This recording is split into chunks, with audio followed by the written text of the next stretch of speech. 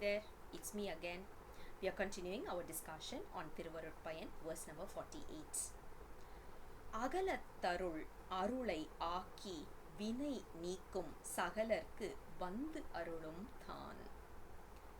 As in, we have already seen there are three categorization of the souls.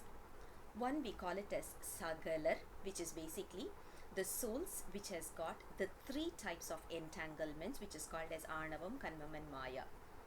Apart from that, when we look at it, there are other two categories or classifications, which is called as Pralayagalar and Vinyanagalar. Pralayagalar is, they do have two entanglements, which is Arnavam and Kanmam alone. When you talk about Vinyanagalar, they do have only one, which is Arnavam alone. Now the intensity of the Arnavam will also not be the same for Sagalar and Vinyanagalar. For them it will be something like a muslin cloth, whereas for us it will be something like an iron curtain. So that is the analogy we saw in our earlier verses. So just as a small reminder, we have taken a recap and now we are moving on to the next verse. In the next verse he says, our Guru says, Guru comes down. He is coming down only to give us the consciousness, only to give us the clarity, to shed his grace on us. Now when he comes down, how is he coming down and how is he shedding his how is he shedding his grace on us? Very simple.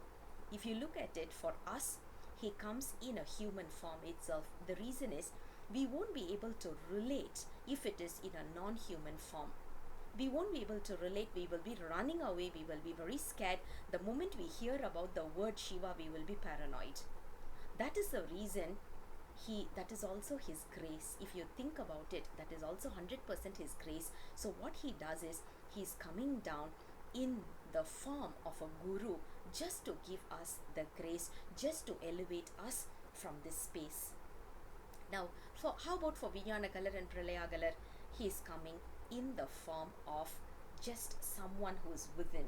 So he doesn't take a form, rather he talks about something like a gut feel. We often say, right, my gut feel says so, something within me tells it. That's exactly what we are talking about over here.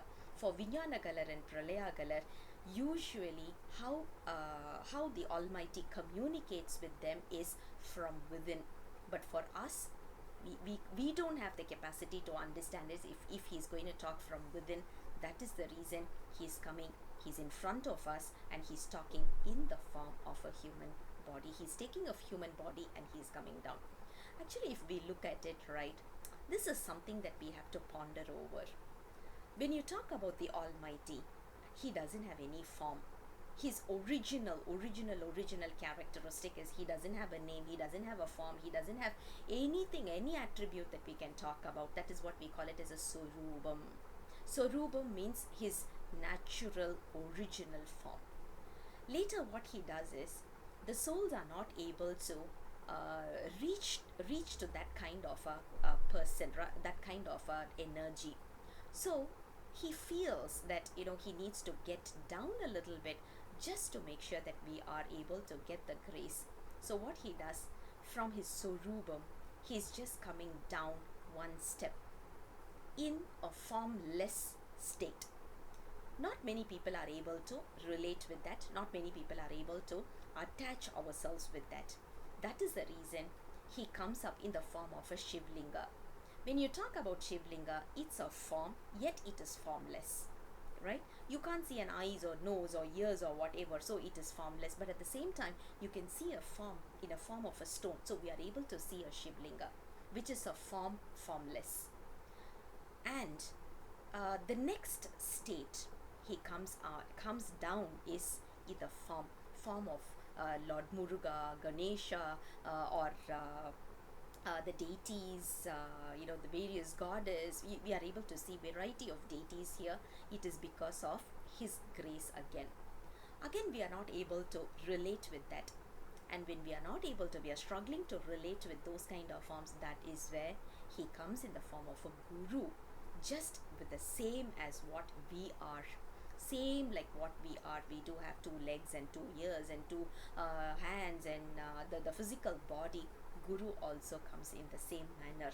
Only thing is, we need to understand Guru is God in a disguised form.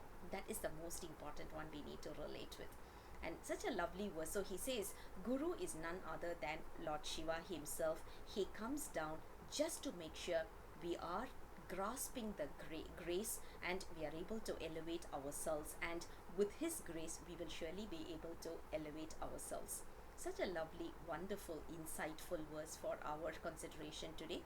We'll come back again with the next verse very soon. Until then, bye bye.